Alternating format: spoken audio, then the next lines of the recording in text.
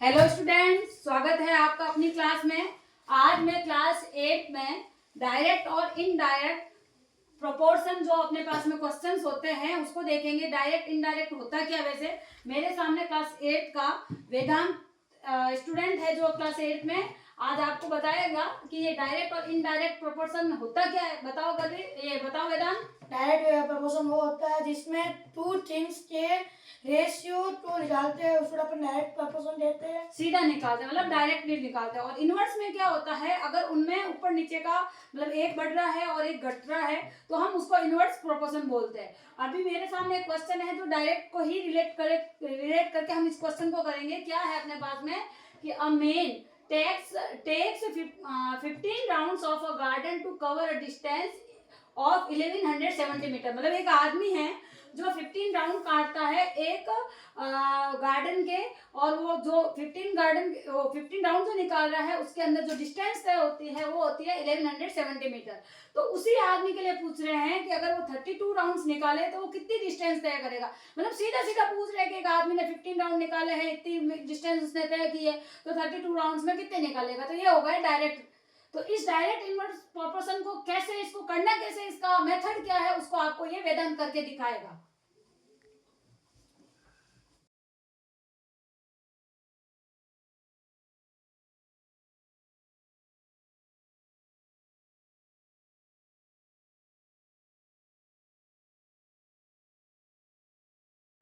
हमेशा नहीं कर पाता है तो थोड़ी बोर्ड पे राइटिंग ऊपर नीचे हो रही है, आप इसको ध्यान मत देना।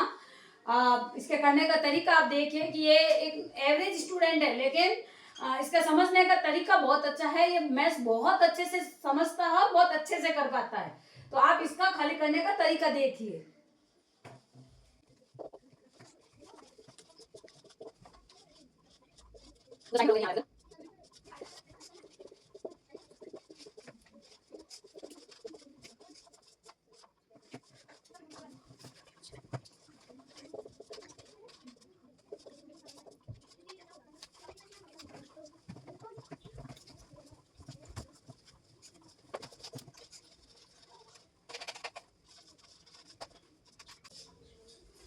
तो वेदांत, आपने इसको कर तो दिया, अब आप समझाओ इसको।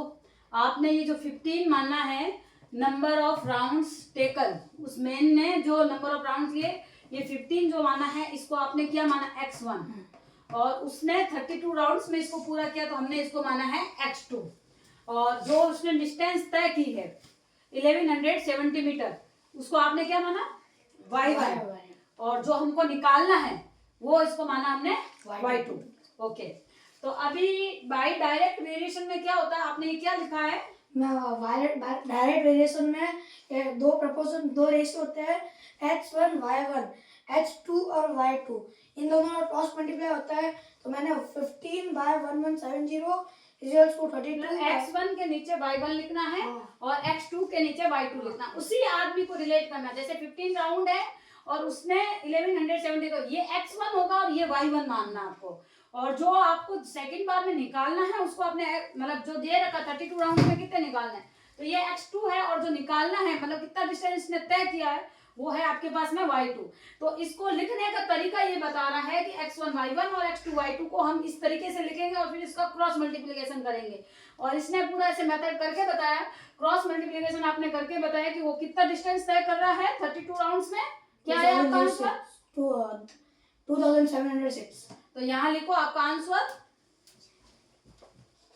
y2 इक्वल टू, ऐसे लिख दो।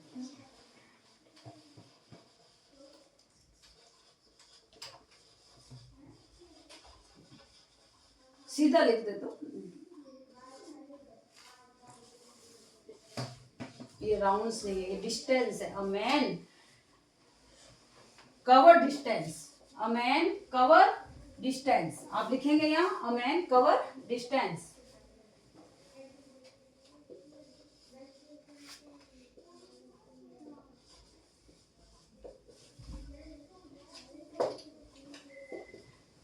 To 2706 metre.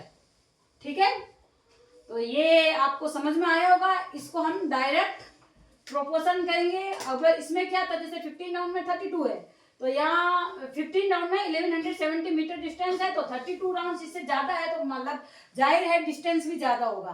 तो ये आपका डायरेक्ट है। अगर एक को बढ़ाए दूसरा कम हो रहा है तो उसको हम इनडायरेक्ट बोलते हैं, वो हम आगे वाले प्रश्नों में देखेंगे। फिलहाल आपको डायरेक्ट प्रोपोर्शन को कैसे सॉल्व करना है उसको चेक करना है, उसको देखना। अगर वीडियो पसंद आया है तो वेदांत के लिए और मेरे लिए दोनों के लिए लाइक एंड सब्सक्राइब करना ना भूले।